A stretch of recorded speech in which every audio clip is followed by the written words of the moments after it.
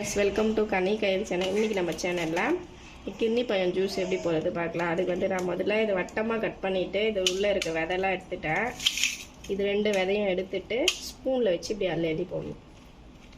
உள்ளே இருக்க விதைலாம் எடுத்துக்கணும். இப்போ நான் இந்த ஸ்பூன் வச்சு கூட எடுக்கலாம். கொஞ்சம் நான் பெரிய கரண்டியாக எடுத்துக்கினேன். தோல் சீவது கஷ்டம் ஃப்ரெண்ட்ஸ். இந்த மாதிரி நம்ம ஈஸியாக எடுத்துக்கலாம்.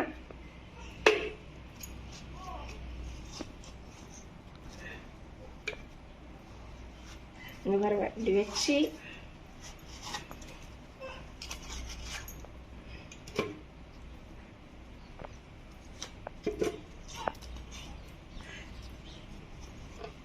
இப்போ நான் 2 பழமும் கட் பண்ணி போட்டுட்டேன் இந்த மிக்ஸி ஜாரில்.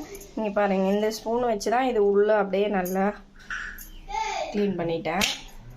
நம்ம மேலே தோல் சீவுனா இது கஷ்டம். இந்த மாதிரி எடுத்தால் பழமும் வேஸ்ட் ஆகாது, நம்மளுக்கு சீக்கிரமும் வேலை ஆகிடும்.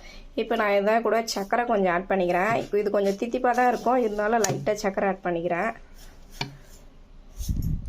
சர்க்கரை ஆட் பண்ணி நல்லா மிக்சியில் போட்டு ஒரு பல்ஸ் ஓட்டிக்கலாம். பல்ஸ் ஓட்டிட்டு கொஞ்சம் தண்ணி ஆட் பண்ணிக்கலாம். ஒரு 1/2 டம்ளர் தண்ணி ஆட் பண்ணிக்கிறேன். இப்போ பாருங்க ஃப்ரெண்ட்ஸ், நம்மளுடைய ஜூஸ் ரெடி ஆகிடுச்சு. இதில் நான் பால் ஆட் பண்ணல. பால் நம்மளுடைய விருப்பம்தான்.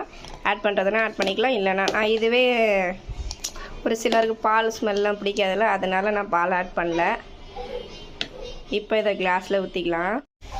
இப்போ நம்ம இந்த கிளாஸில் ஊற்றி சர்வ் பண்ணலாம்.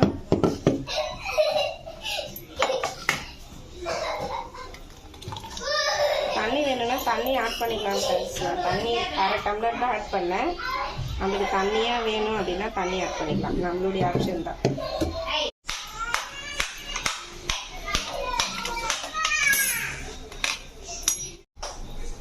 இப்போ இதில் ஐஸ் கட்டி ஆட் பண்ணிக்கலாம். ஐஸ் கட்டி ஆட் பண்ணி குடிச்சா நம்மளுக்கு கொஞ்சம் சில்லுன்னு இருக்கும்.